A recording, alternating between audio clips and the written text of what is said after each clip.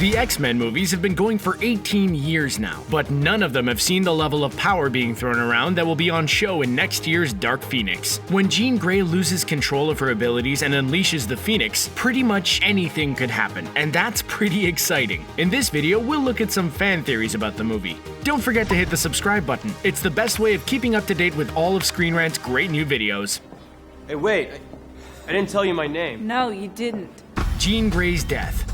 There's a theory doing the rounds that none other than Jean Grey herself, the titular Dark Phoenix, will die in the movie she's starring in. The theory stems from the fact that Jean is absent from a funeral photo that's been circulating online from the movie. Professor X is present, Cyclops is present, Storm is present, and Nightcrawler is present, with all of them stood holding umbrellas, mourning the death of another as yet unidentified character. You have to imagine if the other character wasn't Jean, she'd be there with them, mourning whichever character had actually died. So it does make sense it might be her funeral. It also makes sense because given she's going to unleash the Dark Phoenix in this movie, the only way to prevent said entity from destroying the universe could be to kill her. Given how powerful she'll become with the Dark Phoenix empowering her, it's hard to see who could potentially put her down. So you have to imagine it would be a combined telepathic and physical assault effort from Professor X and a team of his X-Men. If it happens, it would undoubtedly upset a few people. Jean Grey has been a mainstay in the X-Men movie franchise since day one, so killing her off in the new timeline would be a real shame. I know you think you've lost everything, but you haven't. Mystique or Magneto will die. Two other notably absent characters from the funeral scene circulating on the internet were Mystique and Magneto, and that's led to some theories that one of those characters will die in the Dark Phoenix movie. Of course, you might think these characters aren't obliged to attend the funeral of an X-Man, given that they often choose to fight on a different side, but there's an undeniable respect between all mutants, especially those associated with Professor X and Magneto. So it's not too much to expect of the bad guys to turn up at a good guy's funeral given their history. Some of the theories doing the rounds, therefore, is a sometimes bad mutant like Mystique or Magneto will be the big death in Dark Phoenix. The Mystique theory was backed up by a group of people who apparently attended a screening of the movie back in February, but that's still unverified, and you can never trust early screenings anyway. The Magneto theory, however, comes from a photo that's been circulating online, showing the Master of Metal laying wounded and worse for wear in a ditch, with what looks like burns on his face that could have been caused by the Phoenix itself. As much as he might have been the main antagonist of the franchise, it would still undoubtedly be a shame to see Magneto perish.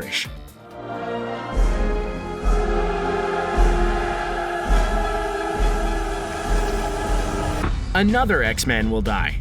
One of the early theories about a significant X-Men death in Dark Phoenix related to Cyclops, but given that he's present in the funeral picture that's doing the rounds online, that theory has become less prominent. That's not to say Scott Summers definitely won't die, it's just looking less likely that he will, and we certainly can't base the theory on that funeral image. Therefore, this theory is that the other X-Men who might die in this movie, based on who wasn't present at the funeral we've seen pictures of, could be someone like Beast or Quicksilver. The characters played by Nicholas Hoult and Evan Peters respectively weren't in the funeral photo, which has led some fans to believe that one or even both of those characters could die in the movie. Surely they'd be present for the death of a fellow X-Man if they were alive. Unlike characters in the mold of Mystique and Magneto, there's no uncertainty about the alignment of Beast or Quicksilver. They're good guys, and they would undoubtedly want to pay their respects to a fellow heroic mutant who had died presumably in battle whilst fighting alongside them, especially when you bear in mind that Dark Phoenix will be set 10 years after X-Men Apocalypse, meaning they'll all have been each other's teammates for quite some time.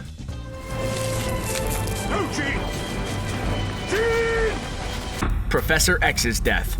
You're probably thinking, shouldn't this be a part of the another X-Man death theory? Well, the answer is no. It's not part of the same theory because Professor X was at the funeral in the pictures doing the rounds online, so it's not coming from the same place, and being the leader of the X-Men, Charles Xavier deserves his own entry anyway. The theory stems from the fact that Charles is likely to be the character who tries to convince Jean Grey to either fight harder for control of the Phoenix or to beat it in a power of wills. If he does that, it would more than likely anger the Phoenix, resulting in the Phoenix-possessed Jean killing him. He may also simply die in the fight to take Jean down, when all the mutants in the movie come together to stop whatever madness the Phoenix entity is causing her to do. He'll be the only other character in the movie whose psionic abilities will even begin to rival hers. But of course, if this theory turns out to be true, and if comic book precedent is adhered to, she'll simply be too powerful for him in the end. It would be the second time Charles has been killed by the Phoenix in the X-Men franchise, but the less said about the X-Men The Last Stand version, the better.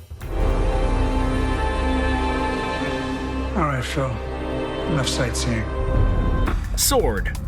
The plot of Dark Phoenix is set to be triggered in space when a solar flare hits the X-Men during a rescue mission out in the cosmos. At some point after that, Jean Grey will become the Phoenix as a result. Now, given that there's going to be some space-based stuff going on in the movie, there's a theory that the introduction of S.W.O.R.D to the X-Men franchise will occur in it. For those of you who might not be aware, in the comic books, S.W.O.R.D is essentially the cosmic counterpart to S.H.I.E.L.D, who you may be familiar with from the movies and TV shows of the Marvel Cinematic Universe. The organization, which in its long form is called the Sentient World Observation and Response Department, specializes in extraterrestrial threats, and is headed by the human-mutant-alien hybrid Abigail Brand. A solar flare alone would be enough to get S.W.O.R.D's attention, never mind the fact that a cosmic threat like the Phoenix Force will be getting unleashed as a result of it. What makes S.W.O.R.D's introduction even more likely is that in the comics, it was an X-Men issue in which they first appeared. They were created by Joss Whedon, and made their on-panel debut in 2005's Astonishing X-Men Volume 3 Number 3, so it would definitely make sense that they would make their live-action debut in an X-Men movie.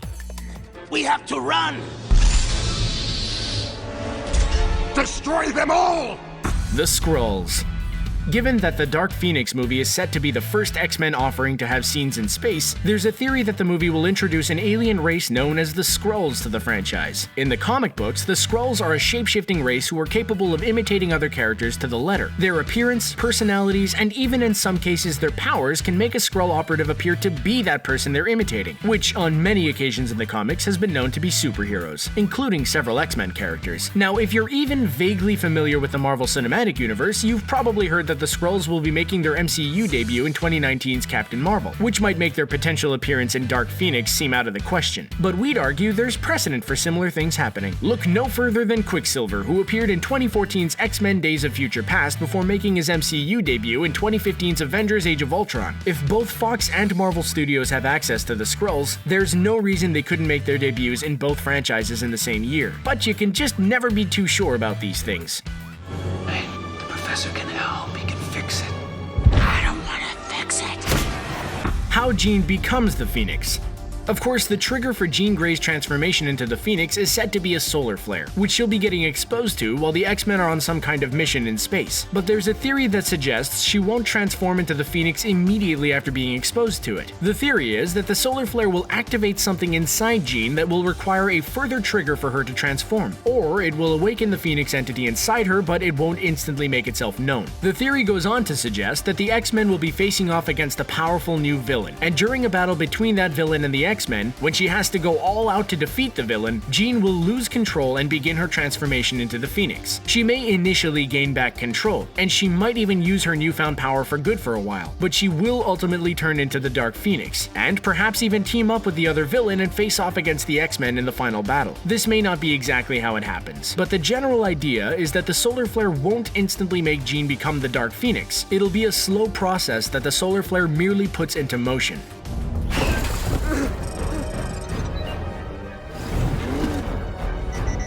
Onslaught. If Jean Grey is to become the Phoenix during a fight with a villain, having lost control of her powers when going all out to defeat said villain, it will obviously be a very powerful bad guy that she's facing off against. With that in mind, there's a theory doing the rounds that a certain bad guy who fans have been wanting to see for years could appear in the Dark Phoenix movie, none other than Onslaught himself. If you're unaware of the character, in the comic books, Onslaught is an incredibly powerful entity who was created during a battle between Professor X and Magneto. When Professor X used his powers to shut down Magneto's mind and render him catatonic, the darkest aspect of the Master of Magnetism's psyche escaped into Xavier's subconscious, where it merged with Xavier's own dark nature and eventually grew into a separate persona of its own, that being Onslaught. Should he appear in Dark Phoenix in addition to the titular character, the X-Men really will have their hands full, and he could very easily become the big bad of the X-Men movie franchise going forward.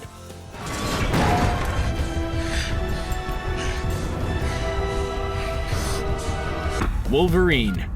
It's no secret that Hugh Jackman has apparently stepped down from his iconic role as Wolverine. The Australian actor has played the character, who is otherwise known as both Logan and James Howlett, in 8 movies to date, including his cameo in 2011's X-Men First Class, having first appeared way back in the year 2000 in X-Men. He starred in arguably the franchise's best movie, Logan, in 2017, a movie in which his character was killed. However, that movie was set in the future, so his death alone certainly doesn't rule him out of an appearance in next year's Dark Phoenix, and this theory suggests suggests that might happen. Yes, we know Jackman's supposed to be done with the character, but come on, man, this is a Jean Grey movie. Sure, it'll star the Sophie Turner version of the character rather than the Famke Janssen version, who Jackman's character has strong associations with, but Wolverine and Jean are so intrinsically linked that it's hard to imagine the mutant with the powerful regenerative healing factor and adamantium-laced skeleton not appearing in it. This theory is undoubtedly cool, but Jackman has actually previously said that he'd only play Wolverine again if the character has to appear in the Marvel Cinematic Universe, alongside the Avengers. And that leads us nicely onto the next theory.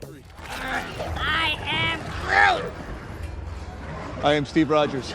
It will link to the MCU.